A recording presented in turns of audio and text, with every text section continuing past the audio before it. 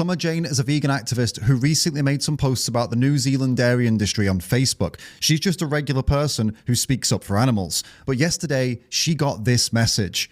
You deserve nothing less than a bullet to the head in a public place. Imagine getting this message in your inbox just for speaking up for animals. That's not just a random public comment meant as a sick joke. It's a direct private DM directly to Summer. That's a death threat. But the story doesn't end here. This guy has a unique name. His name is Siege Kid. At first, I thought that might be fake, but it's real. His Facebook and Instagram are private, but I found him tagged in a Christmas photo.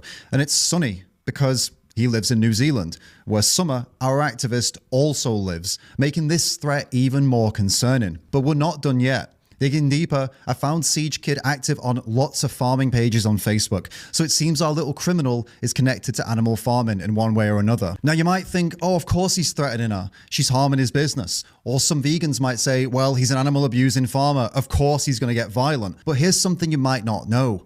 Many farmers actually feel guilty about what they do to animals. Animal farmers have high rates of depression and suicide, and over 90% of young farmers say mental health issues are the biggest danger for farmers. Researchers actually call these feelings death by 1,000 cuts. This is when animal farmers are conflicted about betraying their animals on a daily basis, and it builds up and causes serious emotional and psychological harm because they're doing things to animals that they're actually against. As in, they're against this animal cruelty, they're against this abuse, but they feel like they need to do it for their income. And that made me wonder, is this what's going on in Siege Kid's head too? A new study looking into all this showed that most farmers find it hard to send animals to slaughter.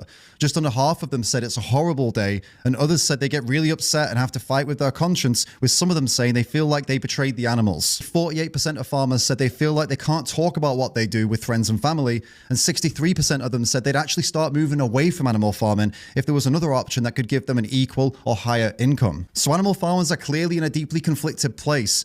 Is that why our friend Siege sent that death threat? Because he's suffering with mental health issues from what he does to animals?